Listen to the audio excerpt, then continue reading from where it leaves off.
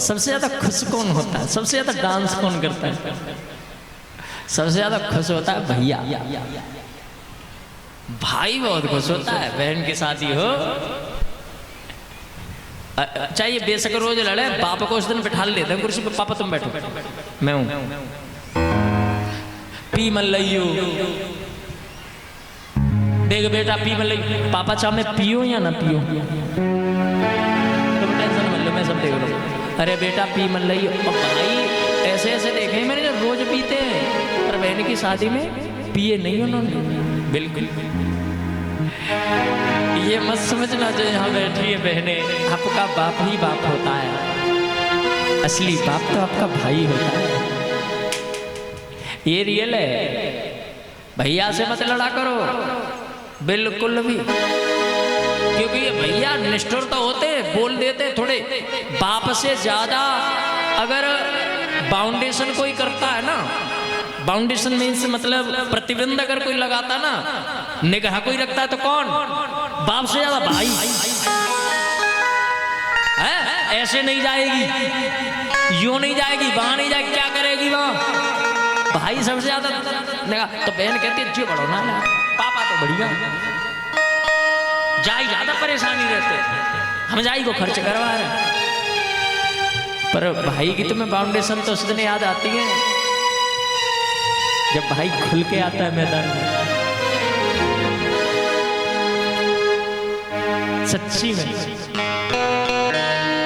अच्छा पति के साथ शादी हो जाए ना, शादी के बाद में कभी कहते हो कि रसगुल्ले खाने या गोलगप्पे खाने? पति को बोलते हो? नहीं, हिम्मत ही नहीं पड़ती। अब भैया के संग जा रहे हो तो वो भैया गोलगप्पे खपवा देना, तो भाई कहे बोले चल खा ले। अब भाई अगर मोटरसाइकिल में खड़ा हो ना तो बहन बिल्कुल बेफिक्र है, 100 को तू आवे कहाँ में हो कोई बात करके दिखा दे मुझे मेरा भैया सही है। भाई बहन होते ही ऐसे। असल में ना मायके में जब जब आएंगी ना, पिता के लिए आती हैं ये, लेकिन जब तक पिता रहेंगे तब तक आती रहेंगी। पर जिस दिन पिता न रहे ना, उस दिन बेटी रोती है। अच्छा सबसे ज्यादा जो रो रहा हो ना बाप मरने पे, किसी से मत पूछो ये कौन है, दूर से देख लो कि ये बेटी है। सबसे ज्यादा अगर रिश्तों में कोई रोएगा तो बेटी रो रही होगी, क्योंकि बेटी का भाव कहता है मेरा बाप नहीं, मेरी दुनिया खत्म हो गई। उस समय न भाई संभालता है बहन को, मैं हूं ना, पिताजी तो नहीं रहे, मैं तो हूं। अब ये मैं बैठा हूं यहाँ। अब भाई चाहे कभी मदद करे न करे, पिता न रहे तो बहन को फिर बाप की तरह से प्यार करता है। कभी त्योहार पर तुम्हें याद करे न करे, लेकिन पिता न हो, मां न हो, तो भाई जरूर फोन करेगा मैं आ रहा हूं। तो बहन कहेगी पहले तो तुमने कभी नहीं बुलाते थे, कभी नहीं कहते थे। तो भाई कहता है अब पापा नहीं है ना। अब मेरे भाई बहनों, ये बहन भी ऐसी भोली होती है, ये भी मायके में कुछ लेने नहीं आती, भैया से मिलने आती है बस। अब भैया को देख लेंगी, भाई कहेगा कि क्या लेगी, कितने पर हो जाएगी, अब बस यही कहेगी तुम्हें देख लेती है तो ऐसे लगता है मैंने पापा को देख लिया। तुम्हें पापा दिखते, तुम्हें बाबूजी नजर आते हैं। कभी कहा जाए करो भैया, भाई भी कहता है अब तो बुढ़ापो आएगा, पर तू यो मत समझियो, ज्यादा जरूरत हो बता दे, भैया तैयार बैठो है। बच्चों से भी, बच्चों के बच्चों से भी डांट के कहते सुन ले रे, मेरी बहन को अकेला मन छोड़ियो। तो ये रिश्ते बड़े भावुक होते हैं, बहुत प्यारे होते हैं।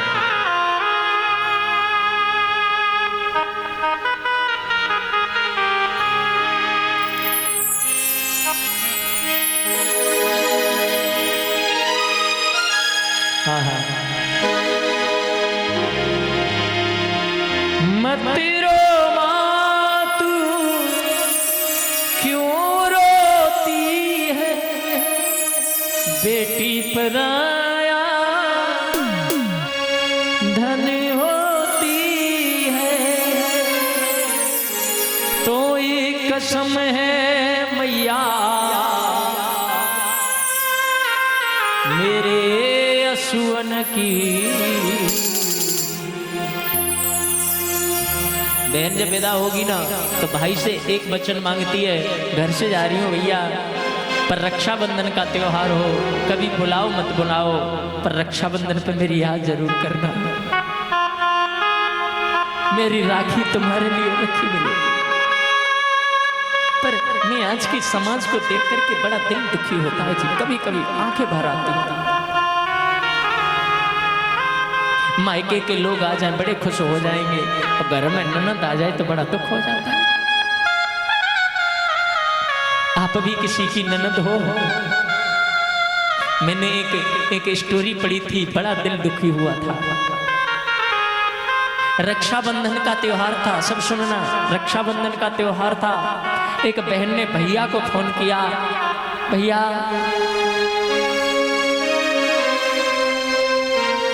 भाभी ने उठाया फोन, भैया से बात हो जाएगी? बोली हमें ही बता दो, अभी भी नायर है, बात करवा दूंगी। 1 महीना था, रक्षाबंधन सावन शुरू हुआ था। मैं यूं कह रही भाभी अब की मैं त्योहार पे आ ना पाऊंगी, अब की मैं बहुत बिजी हूं। भाभी ने भी एक बार ये नहीं कहा क्यों नहीं आओगी तुम, कहना था ना आना तो पड़ेगा। भाभी ने भी कह दिया कोई बात ना मत आइयो, मैं उनसे कह दूंगी अब की भी आवेंगे। अब फोन काट दिया।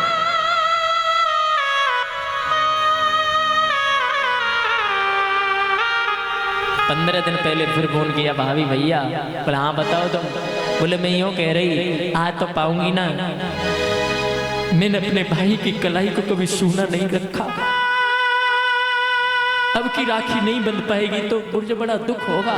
तो मैं यूं कह रही भैया की राखी में पोस्ट पे भेज दे रही हूँ, डाकते भेज दूंगी तो भैया को दे देना, उनकी राखी पहुंच जाएगी। हाँ ऐसे कर लेंगे। रक्षाबंधन वाला दिन था, बहन को चैन नहीं पड़ा, न भाई का फोन गया न भौजाई का फोन गया। बहन का फोन सुबह 7 बजे ही आ गया। भाभी से बात की, भाभी भैया हैं? मैं यूं पूछ रही थी जो मैंने राखी भेजी थी वो राखी पहुंच गई? भाई बोले हाँ आ गई, परसों आ गई थी। और वो तुम्हारे भैया को दे दी? तो उन्होंने बांध भी दी। वो बहन चुप हो गई, बहुत रो। भाभी ने कहा रो क्यों रही हो?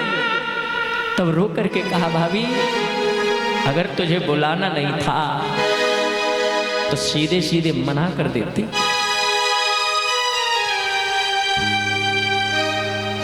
जिस राखी को मैंने भेजा ही नहीं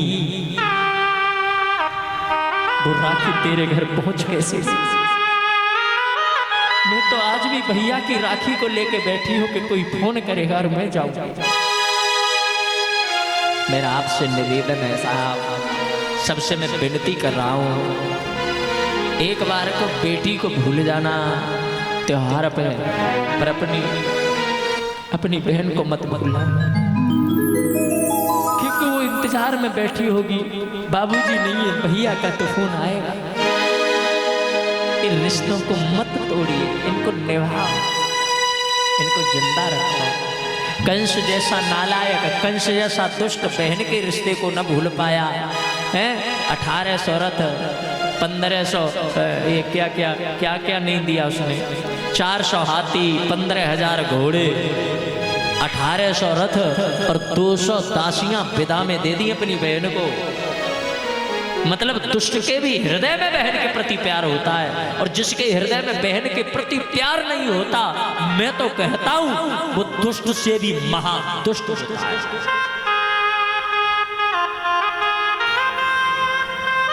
विदा हो रही है, कंस को लग रहा मेरा प्राण जा रहा है, सारथी को उठा के फेंक दिया, रथ खुद चला रहा है।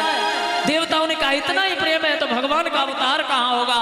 तभी आकाशवाणी कर दी और आकाशवाणी में कहा पतिव्रत ग्रहणम कंसम आभास्याह शरीरवा अस्याष्टमानष्टमो गर्भो हंतायाम बहसे बुधः। अरे कंस, जिस बहन को बड़े प्यार के साथ में पाल के विदा कर रहा है, इसका 8वां बालक तेरा काल होगा। इतना सुनना था। जिस कंस को बेटी नजर आ रही थी एकदम से भाव बदल गया, बोले इसका तो बालक का काल होगा, मतलब ये मेरी काल है। बालों को पकड़ के जमीन की तरफ खींचा। वसुदेव ने हाथ पकड़, क्या करते हो, किसको मारे हो? बोले इसका 8वां बालक काल है, देवताओं ने कहा है। वसुदेव जी ने कहा देवताओं ने ये कहा है ना इसका 8वां बालक काल है, ये तो नहीं कहा कि ये काल है। बोले ये काल नहीं है। बोले तो सुनो, मृत्योर्जन्मवता वीर देहे न सहजायते अथवा दिशातान्ते वा मृत्युर्वै प्राणिनां ध्रुवः। जब जीव का जन्म होता है तभी मृत्यु का जन्म होता है। ये मत समझो कि मृत्यु तुमसे दूर है। आप हर समय काल के गाल में बैठे हैं और काल जब चाहेगा तब तुम्हारा। ये तो सब झूठा सपना है, तेरे साथ में घूम रहा है बनके काल लुटेरा। मूर्ख बंदे क्या है रे जग में। अगर अपने अंदर के कंस को मारना है तो उसको कहिए मरना तो पड़ेगा, अपन काल के गाल में है। दोनों में सत्संग चला, पर कंस माना? बिल्कुल नहीं माना। वसुदेव ने कहा तो इसके जितने भी बच्चे जन्म लेंगे मैं तुम्हारे हवाले करता जाऊंगा। और बताओ? बोले तो ठीक, पर मेरी भी शर्त है, जब तक 8 बच्चे जन्म नहीं ले लेंगे जेल में रहना पड़ेगा। बोले मंजूर है। वसुदेव देवकी को जेल में डाल दिया। हाथी हथकड़ी पामन बेड़ी, हाथी हथकड़ी पामन बेड़ी, जेल के बंद की बार, जेल के बंद की बार देवकी जब रोती है, देवकी जब रोती है याद कर कर खोती है। आहा, सन्नाटेदार जेल, फाटक लगे हुए पहला बच्चा जन्म ले रहा है और वसुदेव आज्ञानुसार उसको लेके जा रहे हैं और कंस उसको छोड़ रहा है। मेरा तो 8वां काल है। नारद जी को लगा अरे दुष्ट, भगवान को जल्दी आना पड़ेगा, कर कितना करेगा पाप। और ऐसा पाठ पढ़ाया कंस को कि उस बच्चे को, पहले वाले को, बस नारद जी ने यही कहा कि पहला 8वां हो सकता है। और 8वां पहला, क्योंकि गिनती तो गिनती है, 1 से शुरू करो 8 तक। भाई इधर से शुरू करो, 1 2 3 4 5 6 7 8। तो 8 किधर आया? इधर आया ना, इधर ही तो आया 8। और इधर से शुरू करो 1 करके तो इधर 8 आएगा। मतलब बीच में से शुरू कर लो, हर जगह गिनती तो वही आनी। बोले नारद जी बोले मेरा मतलब है पहला 8 हो जाता है और 8 पहला भी हो जाता है। कंस बोला इसका मतलब वो मेरा काल हो सकता है। बोले मैं ये नहीं कहना चाहता, मैं तो बता रहा हूँ कि पहला 8 हो जाता, 8 पहला, मतलब मुझे उससे मार दूं। नारद जी बोले मैंने कब कहा कि मार दे, मैं तो बता रहा हूँ पहला 8वां और 8वां पहला। कंस ने जाकर के पहले बच्चे को मार दिया। दियो जन्म खिलाई लाए पाई, दियो जन्म खिलाए लाए पाई, रह गई मैं मनमा देवकी जब रोती है। मैं हमेशा कहता हूं साहब, प्यार माँ बाप का अंधा होता है। प्यार तो माँ बाप का अंधा होता है, अंधा प्यार माने, ये बगैर देखे भी प्यार कर लेते हैं। बेटा गर्भ में है, बेटी गर्भ में, और प्यार शुरू हो जाएगा। देखियो हॉस्पिटल में डॉक्टर बोलते हैं कभी कभी परेशानी हो जाए कि माँ और बेटे में से एक ही बचेगा। अब तुम बताओ, बच्चे को बचाना है या माँ को बचाना है? माँ रो रही होगी, दर्द हो रहा होगा, पीड़ा हो रही होगी, और रोते हुए भी यही कहेगी, डॉक्टर साहब मुझे मार दो पर मेरे बच्चे को कुछ नहीं होना चाहिए। मेरे बेटे को, मेरी बेटी को, मेरे बच्चे को सही कर दो आप। जो अपनी जान की बाजी लगा करके भी जिसको देखा नहीं उसके लिए समर्पित हो। देवकी का तो बालक होता है, कंस मारता है।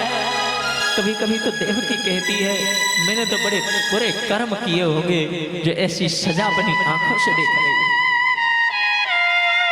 एक एक करके 6 बच्चे मार दिए। 7वें गर्भ में साक्षात शेष जी आ रहे हैं। परमात्मा विष्णु ने उस बच्चे को वहां से निकाला, रोहिणी के गर्भ में प्रवेश करा दिया। 5 दिन रोहिणी के गर्भ में रहे और वहां पर आकर के ये अवतरित हो रहे हैं श्री शेष जी महाराज। और इन्हीं को हम कहते हैं बलदाऊ जी।